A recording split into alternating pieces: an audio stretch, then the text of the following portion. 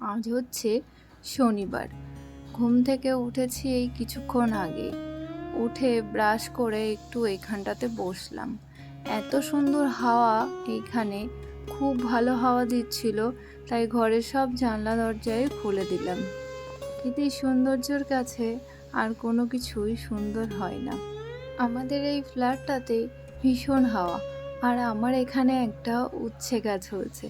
আমি কিছুদিন আগে একটা বীজ রেখেছিলাম, তো দেখছি গাছটা বেশ ভালোই বড় হচ্ছে। আর এখনও ঘুম ঘুম চোখ আছে, কিন্তু হাত মুখ ধুয়ে যেহেতু বসেছি আর একটু প্রকৃতির হাওয়াটা নিচ্ছি, আর ঘুম থেকে উঠেই একটু সময় থাকলে আমি এই গাছগুলোর দিকে একটু তাকিয়ে থাকি। এতে করে নাকি চোখ অনেক ভালো থাকে। আজ তো শনিবার, আমার ডান্স ক্লাস আছে। তোর ক্লাসে যাব, তাই ভাবলাম আগে একটু তোমাদের সঙ্গে আমার ঠাকুরটা শেয়ার করি। আর শেয়ার করার কারণ হচ্ছে আমি ঠাকুরকে নতুন ড্রেস পরিয়েছি। ড্রেসটা কিনেছিলাম, অনেক দিন হয়ে গেছে। রোজ পরাবো পরাবো ভাবি, সময় হয় না, তাই আগের দিন পরিয়েছি, তাই আজকে শেয়ার করছি। ঘুম থেকে উঠে প্রথমেই আমি সবুজ গাছপালা দেখলাম, তারপরে একটু ঠাকুরকে দর্শন করলাম। আর এরা এখনও ঘুমাচ্ছে, 10টা থেকেই ক্লাস আছে, তাই এখন 9টা বাজে। ভাবলাম কিছু একটু তো খেয়ে যাই। এমনিতেই আমার শরীরটা প্রচণ্ড খারাপ, মানে ভীষণই খারাপ, ডাক্তার দেখাতে হচ্ছেই। কালকেও হসপিটালে ছিলাম, দেখিয়ে সেই রাত্রেবেলা বাড়ি এসেছি। শরীর ভীষণ উইক, ভীষণ, আর অনেক প্রবলেম আছে, মানে যেগুলো আমি আর এখন বলতে পারছি না। তাই আমি এখন না রোজ শুরু করেছি সকালবেলা এই হলুদের জুসটা খাওয়ার। খেতে তো একেবারেই ভালো না, কিন্তু অনেক কষ্ট করে খাই। আমার মুখটা দেখেই তো বুঝতে পারছো যে কতটা কষ্ট করে খাচ্ছি, মুখ চোখের ভাব দেখে। কথাতেই আছে, যে জিনিস আমাদের শরীরের জন্য ভালো সেইটা খেতে আমাদের একদম ভালো লাগে না। এই একটা কাচের কন্টেনারের মধ্যে জুসটাকে করে রাখছি, তাই 7 দিন হয়ে যাচ্ছে। খুব ভালোও থাকে, ফ্রিজে রেখে দিলে কোনো প্রবলেম হয় না। রোজ এই ছোট গ্লাসে করে একটু একটু করে খাচ্ছি। খাওয়ার পরে একটু জল খেয়ে নিই, না হলে গাটা খুব গুলিয়ে ওঠে। তোমরাও ট্রাই করতে পারো, হলুদের জুস খাওয়া খালি পেটে খুবই ভালো। একটু যদি কষ্ট মষ্ট করে এই জুস, তেতো রস, মানে যেটাই হোক খেতে পারো। খাওয়ার পরে যদি কলা খেয়ে নাও, তাহলে আর বমি ভাবটা আসে না। ব্রেকফাস্টে এখন ভারী কিছু খাবো না, তার কারণ না হলে পেটে না ব্যথা করে, কিছু খেয়ে লাফালাফি করাই যায় না। তাই এরকম জুস আর একটা কলা, জল খেয়ে নিলাম, পেটটা এমনি ভরাও থাকবে, হালকাও থাকবে। কাল হসপিটাল থেকে আসার সময় না আমাদের একটা ব্যাগ দরকার ছিল, ব্যাগ নিয়ে গেছিলাম না, বুঝতে পারিনি। তো রাস্তার পাশে এরকম একটা দোকান ছিল, বাগুইহাটি, ওখান থেকে না এই ব্যাগগুলো কিনলাম। এই যে ছোট ব্যাগটা, শেখর টিফিন নিয়ে যাবে বলে এই ব্যাগটা নিয়েছে। দামগুলো অনেক কম নিয়েছে, কোয়ালিটিও খুব সুন্দর, আর তার থেকে বড় কথা, দেখতে এত সুন্দর, মনে হচ্ছে না ব্যাগটা টিফিনের জন্য ইউজ করতে দিই। কারণ টিফিনের জন্য ইউজ করলে ওই হলুদের দাগ, ঝোল টোল এইসবগুলো তো পড়েই, তখন না খুব খারাপ লাগবে দেখতে। তাই বলছিলাম তোমাকে টিফিন নিতে হবে না, অন্য কিছুতে নাও। তো বললো না, এটা আমার খুব পছন্দ হয়েছে, এটাতে আমি টিফিন নিয়ে যাব। আর এটার দাম ওই মোটামুটি 50 টাকা কি 60 টাকা এরকম নিয়েছে, কিন্তু দাম হিসাবে ব্যাগগুলো খুব সুন্দর হয়েছে। আর আমি একটা বড় সাইজের নিলাম, কারণ এদিক ওদিক যাওয়ার জন্য কখনো এই ধরনের ব্যাগগুলো লাগে। আবার মানে সব জায়গায় যেতে হয়, তো এখন সারাকে নিয়ে হোক বা নিজেকে, তখন না এক এক সময় দেখবে এক এক রকম ব্যাগের প্রয়োজন হয়। তাই ভাবলাম ব্যাগটা দেখতেও খুব সুন্দর, আর এই ব্যাগটা নিয়েও। দাম 150 টাকা বলেছিল, কিন্তু 100 টাকাতেই দিয়ে দিয়েছিল।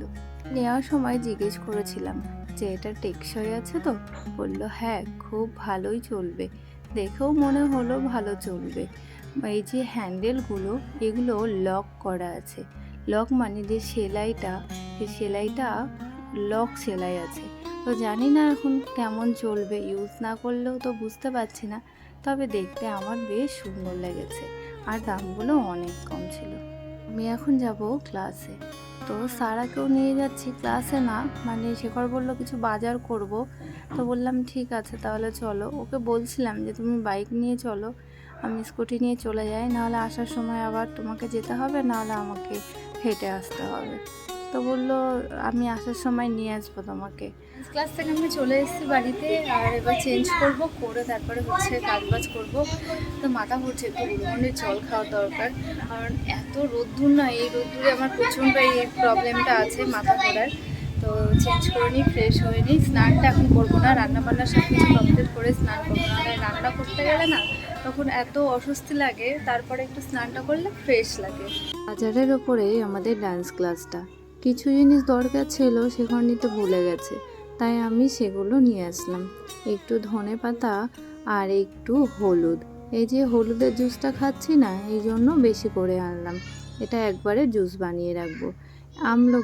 আমলকিটাও খাওয়া হয়, একটু আমলকির জুস করে খেতেও ভাল লাগে, শরবত করে খেতেও ভাল লাগে। আর একটু লাল আলু। যে ভাবছি যে কুমড়োটা রান্না করব। দেখি কি করা যায়। আর টক ডাল। তারপরে স্নানটা করে নিয়ে পুজোটা সেরে নিলাম। শেখর তো ডিউটি চলে গেছে। ও একটু ছুটির দিন করে বাড়িতে থাকলে আমার অনেক কাজে হেল্প করে দেয়, কিন্তু বাড়িতে না থাকলে আর কি করে করবে। তাই সব কিছু নিজেকেই টুকটুক করে করতে হয়। আর শরীরটা ভালো থাকলে আমার কাজ করতে কোনো প্রবলেম হয় না, কিন্তু শরীর খারাপ থাকলে তখন কিছুই করতে ইচ্ছা করে না। তাই আজকে রান্নাবান্নাও কোনো রকমভাবে সেরেছি।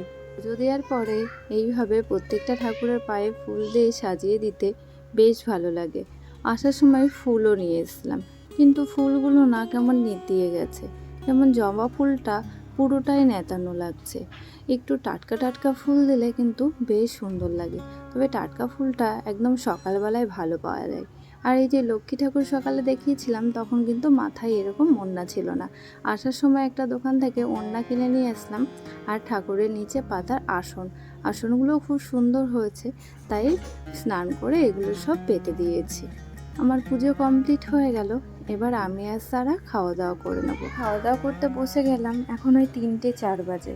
সমস্ত কাজ বাজ করে খেতে বসতে অনেকটাই টাইম লেগে গেল আজকে। আর শিখর তো এখন খাবে না, ও সকালে কিছু খেয়ে গেছে, বলল আমি দুপুরের মধ্যে চলে আসবো, কিন্তু বলছে এখন আসতে অনেক লেট হবে। তাই আমরা দুজনে খাওয়া দাওয়া করে নিলাম। আর সারা একটু হোমওয়ার্ক আছে, সেগুলোই আমি ওকে করতে দিয়েছিলাম আমি যখন স্নান করতে যাই। হ্যাঁ, হোমওয়ার্কটা কিছুটা করেছে, কিন্তু তার সাথে বদমাইশিও করেছে। এই যে যেমন পেন দিয়ে YZ লিখেছে, আর স্মলটা লেখা আছে না, ওর উপরে ও সেটাই লিখতে চেয়েছিল হয়তো। এই ডট ডট দিয়েছে আর খাতাতে ড্রয়িং করেছে। এর জন্য ওকে একটু পানিশমেন্টও দিয়েছি। বলেছি যে লেখার খাতায় তুই এরকম ড্রয়িং করবি না, ড্রয়িং খাতায় যত খুশি কর, কিন্তু ও যখন লিখতে বসবে তখন ওর মাথার মধ্যে এইসবই চলে। এখনও প্রায় 2-3 পাতা হোমওয়ার্ক আছে। এগুলো রানী দিয়েছে, মানে ও যার কাছে টিউশন করছে। মানে শনি আর রবিবারগুলো তো বন্ধ আছে, তাই একটু হোমওয়ার্কটা দিলে বাড়িতে একটু পড়তে বসার ইচ্ছাটাও থাকবে। পেন্সিল ধরো, হাতটা মোছ, জামাতে হাতটা মোছ।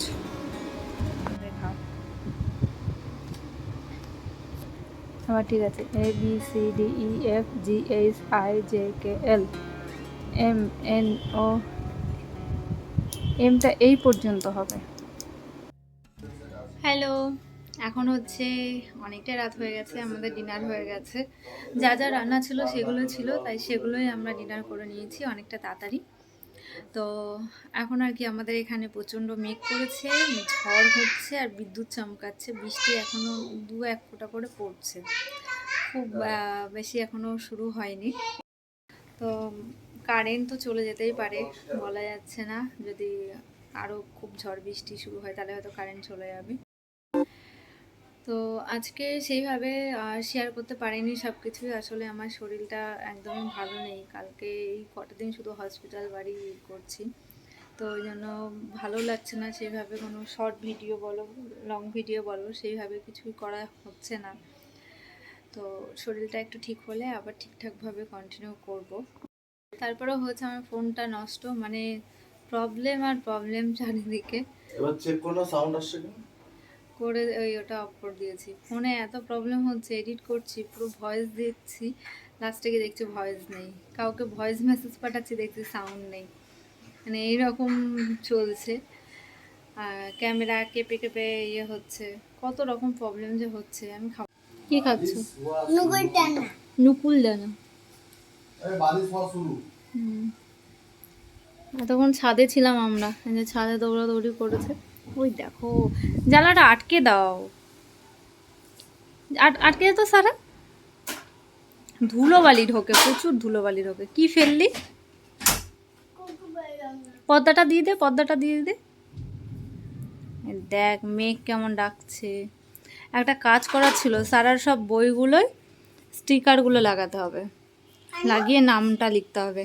মানডেতে মনে হয় ওদের সব সাবমিট করতে হবে বুকগুলো। নিয়ে আসো তো, সব এখন করি বসে বসে এগুলো। হোম তো আসছে না। ও তারপরে নিউ ব্যাগে ওই তোমার নাম টাম সব কিছু লিখতে হবে।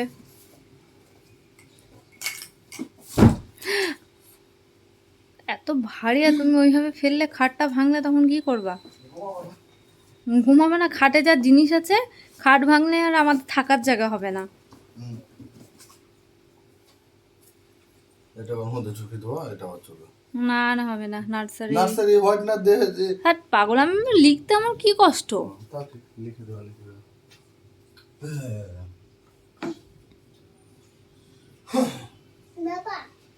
বলো পাপা। নাও বুকগুলো সব বার করো। এটাকে তুই তুই হাত দিস না, তুই বক্সটাকে ছিঁড়ে ফেলবি। দাঁড়াও, তোমার খেলনাগুলো এই বক্সের মধ্যে সব রেখে দেবো। তোমার খেলনাগুলো সব সরাও। আমি ওখানে পুজো দিতে পারি না, মানে এত ছড়িয়ে রাখে সব জিনিসগুলো। তো তো এই স্কুলের বুকের এই বক্সগুলোতে তো সব খেলনাই ঢুকে গেল। এই খাটের ভিতরে আগের গুলোতে তো আছে না, নার্সারির গুলো। সারপ্রাইজ বই,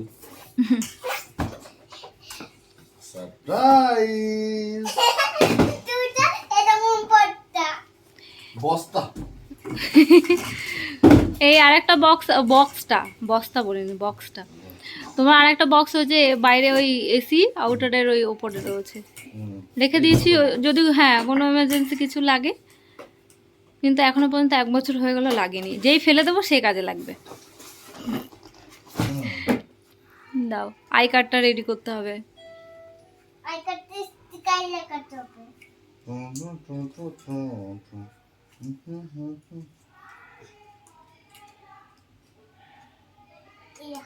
তো এখন এই যে সারার বইগুলো সব স্টিকার লাগাচ্ছি আর নাম লিখছি। এই যে স্টিকারগুলো লাগিয়ে দিচ্ছে আর আমি এদিকে নামগুলো লাগাচ্ছি। ছিল নাকি? আর এর হয়ে গেছে মাথা খারাপ এসব নতুন বই দেখে। তুই রানী দিদি আর তুই পড়িস, রানী দিদি তোকে পড়ায়। কোথায় রেখেছিস দেখে আসা। কি কি জিনিস? ওর ওই আগের কার্ড ব্যাগের মধ্যেই তো আছে। তোর ব্যাগের মধ্যে আছে বললো যা।